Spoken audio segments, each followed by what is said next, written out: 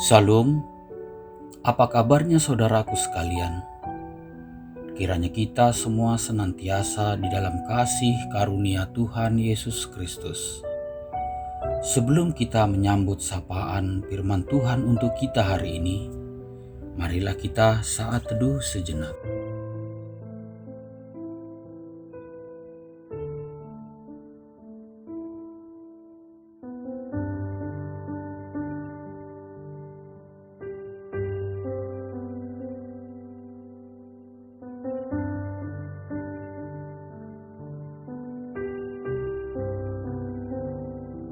Amin.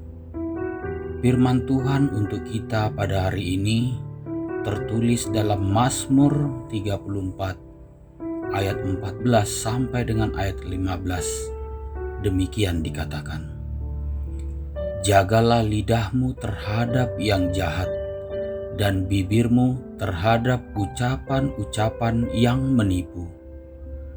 Jauhilah yang jahat dan lakukanlah yang baik. Carilah perdamaian dan berusahalah mendapatkannya. Adapun judul renungan untuk kita hari ini diberi judul Jauhilah yang jahat dan lakukanlah yang baik. Saudaraku sekalian yang dikasihi Tuhan Yesus Kristus, hal pertama yang harus kita lakukan untuk menikmati yang baik selama hidup di dunia ini adalah menjaga lidah. Perkataan yang kita ucapkan haruslah yang baik dan juga bukan kebohongan.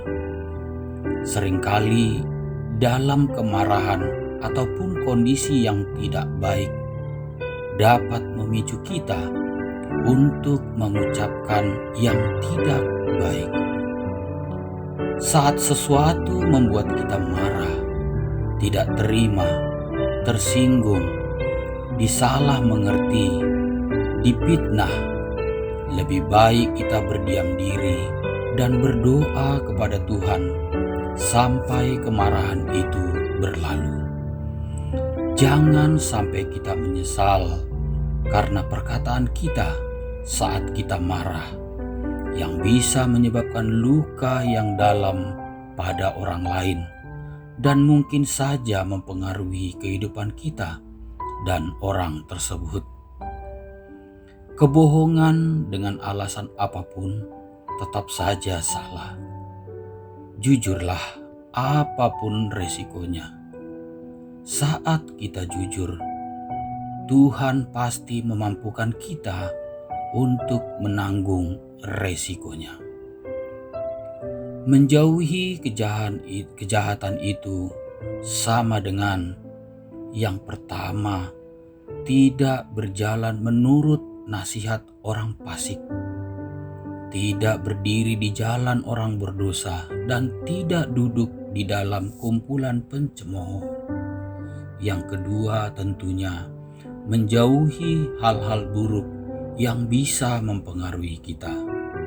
Yang ketiga, mengisi hidup dengan hal-hal yang baik.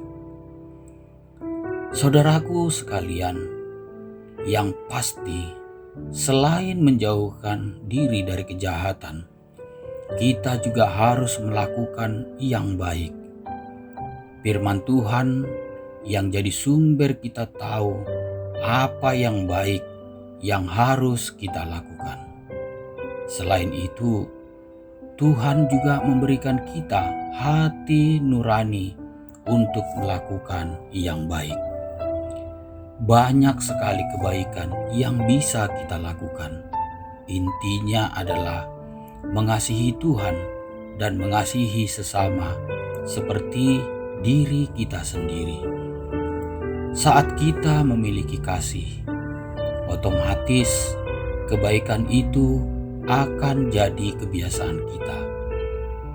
Karena kita ini buatan Allah, diciptakan dalam Kristus Yesus untuk melakukan pekerjaan baik yang dipersiapkan Allah sebelumnya.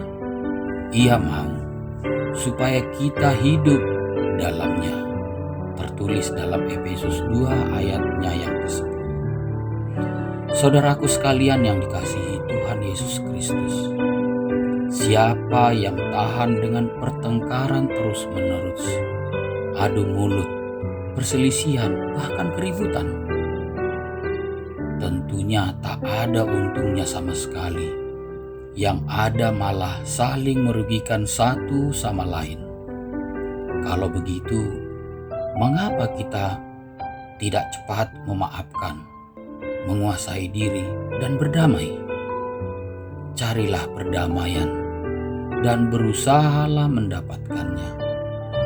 Kalau memang tidak salah, tetapi harus minta maaf duluan supaya bisa berdamai, apa salahnya tentunya? Kalau bisa mengalah supaya bisa berdamai, apa salahnya? Malah hasilnya akan saling menguntungkan, kan? Mari saudaraku sekalian, kita terus berusaha dan belajar untuk hidup damai dengan orang lain.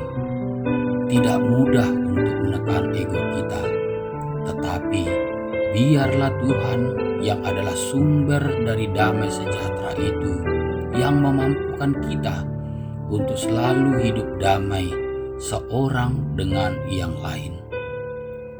Berbahagialah orang yang membawa damai, karena mereka akan disebut anak-anak Allah.